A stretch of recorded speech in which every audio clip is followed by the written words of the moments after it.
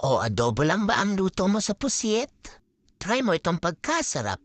1/4 na pusit, nabili ko ng 183 yen. Nakasale kasi. Magpakulong muna tayo ng tubig, lagay natin ng pusit at asin for 30 seconds. Haluin lang, i-drain at iset aside. Then mag-isa tayo ng sibuyas at saka luya. Lagyan ng konting asin at ilagay ang pusit. Gagawa naman tayo ng sauce, soy sauce, ketchup, sugar, pepper, chili powder, at honey. Sa kawali maglagay naman tayo ng butter at saka yung bawang. And then yung sauce. And then konting water or yung pinagpakuluan natin ng pusit. Add calamansi or lemon juice.